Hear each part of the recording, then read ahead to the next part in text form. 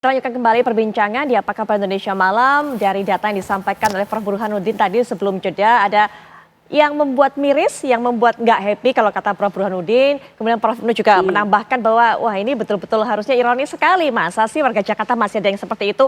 Apalagi jika kemudian tadi masing-masing pasangan calon ataupun jubir dari paslon ini sudah melihat masih ada suara yang belum menentukan pilihan. Masih ada para swing voter. Nah itulah yang coba akan direbut oleh masing-masing pasangan calon ini. Tapi ternyata jika pasangan calon ataupun juga para swing voter ini masih mengandalkan, masih menunggu yang namanya transaksi-transaksi seperti itu, bagaimana pandangan dari masing-masing jubir? Mungkin Bang Farouk dulu.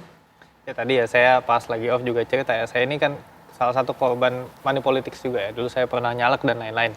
Tapi pada intinya saya pun juga punya harapan yang sama dengan Prof. Ibnu ya. Jakarta ini bagaimanapun etalase dari kota modern yang ada di Indonesia. Jadi kalau kita mau menakar bagaimana laju demokrasi di Indonesia ya kita harus lihat Jakarta.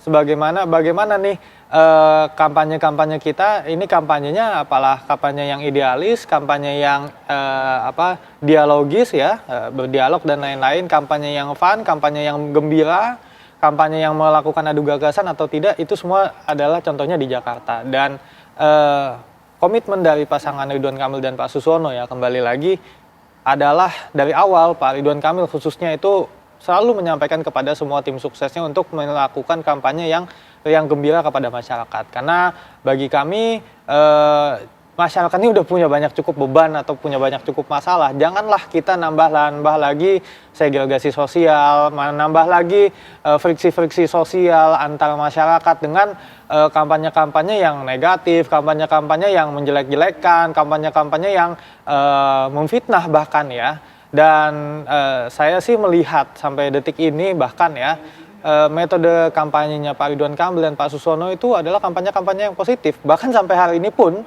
ya kami para juru bicara itu selalu disampaikan bahwasannya untuk memberikan narasi-narasi yang positif ketika sedang live, ketika sedang bertemu dengan masyarakat. Artinya apa? Pasangan Ridwan Kamil dan Pak Susono ini memiliki concern mengenai kampanye yang baik dan benar ya.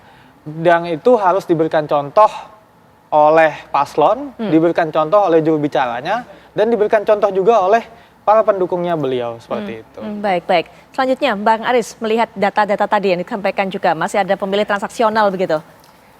Dari berbagai lembaga survei disampaikan bahwa tingkat rasionalitas dalam memilih calonnya masyarakat Jakarta itu 5 kali lebih tinggi atau lebih baik dibandingkan daerah-daerah lainnya.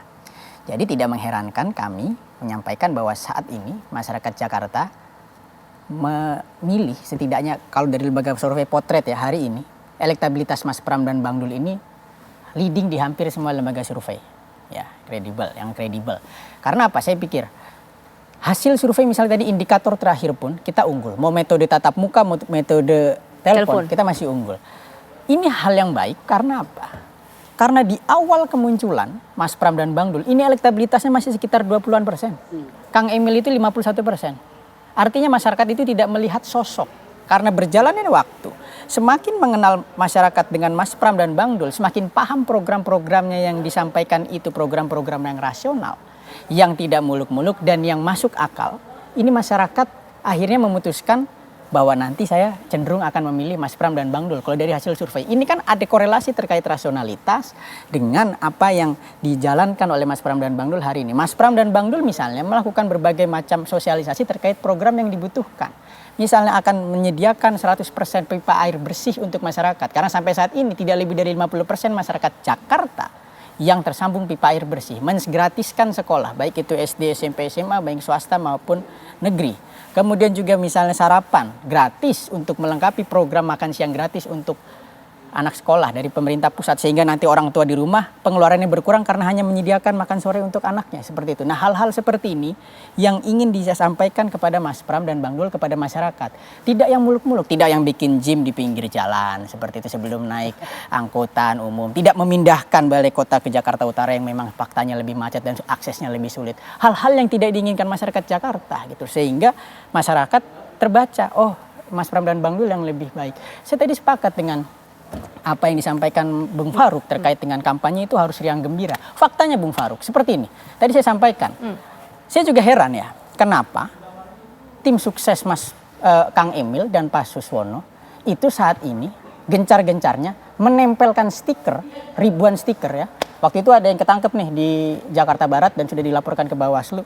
Itu tempelan stiker provokasi gitu loh. Mas Pram dan Bang Dul itu pakai baju partai, kemudian di atasnya Bu Mega dengan pose yang bukan pose formal, sementara pose Kang Emil dan Pak Suswono pose dia di surat suara yang sangat keren gitu kan. Kemudian di atasnya Pak Prabowo. Bukan seperti itu yang kita mau. Maksudnya begini, kenapa sih kalau mau nggak nempelin foto Kang Emil sama Pak Suswono aja harus nempelin foto kita? Apa Anda nggak menilai pede itu provokasi? gitu loh. Itu jelas provokasi. Karena apa? Kalau misalnya mau fair, ya sudah pakein aja foto Kang Emil pakai baju Partai Golkar, kemudian Pak Suswono pakai baju PKS, terus atasnya ketua umum partai, misalnya Pak Bahlil, kemudian Presiden PKS, misalnya seperti itu. Tapi jangan seolah Pak Prabowo, apalagi Pak Prabowo ya, ini sebagai presiden dan ada aturannya gitu loh. Nah, provokasi-provokasi ini sudah dikatakan Bawaslu melanggar, nanti ya disampaikan melanggar, dan kami juga sudah menyampaikan kepada masyarakat dan sudah bergerak relawan dari para FBR, Forkabi dan relawan-relawan sudah dilaporkan karena ini termasuk pelanggaran pemilu. Oke, baik. Kalau sudah dilanggar, sanksinya mulai dari teguran lisan bahkan sampai pembatalan keikutsertaan pemilu. Nah, ini yang akan kita tekankan, jangan sampai ada kampanye-kampanye. Udahlah, promosiin aja Kang Emil sama Pak Suswono, nggak usah pakai-pakai foto kita, ngapain sih gitu loh. Silakan langsung Bang Gitu. Faruk ditanggapi. Saya sih ngeliat nggak masalah juga mau ditampilin semua ketua umum partai kan. It's okay, emang kan itu sebagai bagian dari partai pendukung kan, termasuk juga ada Bu Mega, ada Pak Oso di situ, ada Pak Amin Rais sebagai pendukungnya Pak Pram dan Mas Bang Dul ya, termasuk juga yang ada di timnya Pak Ridwan Kamil dan Pak Suswono, di situ ada ketua-ketua partainya masing-masing, ya nggak masalah dong mengasosiasikan paslon dengan para ketua umumnya kan nggak masalah kan. Tapi memang ada instruksi untuk memasang stiker seperti itu. Apa tujuannya? Tidak ada. Itu mungkin ada yang masang sendiri. Artinya itu siapa kalau menurut Bang saya nggak tahu kan itu ada oknum kan. Itu bukan oknum, itu kita tangkap sudah pakai jaketnya Ridwan Suswono, kemudian anggota DPRD dari fraksi Golkar memasang itu di Instagramnya. Artinya ini sudah sistematis. Mereka ini resmi, bahkan itu perwakilan resmi juru kampanye. Anda bisa ya kan itu tadi ada kan tadi saya lagi jawab ya. Pak Faruk. Itu kan bagaimanapun masyarakat bisa melakukan sendiri. Masyarakat bisa berbebas ya. Itu bagaimana kebebasan berekspresi masyarakat. Bahwasannya ada itu sebagai poster, sebagai hanya cetakan digital, ya itu ada aja. Pasti ada aja yang bikin. Habis itu ada yang nyetak, habis itu ada yang ngeprint segala macamnya. Ya semua kan bebas-bebas aja gitu ya. Apakah ada yang ditangkap habis itu diadili, silahkan. Artinya kalau ada yang perlu diadilkan, ya kalau ada yang perlu diadili, silahkan diadili seadil-adilnya gitu kan ya. Tapi dari Pak Ridwan Kamil dan Pak Suswono tidak pernah ada statement, oh ini kita harus melakukan ini seperti ini, kita harus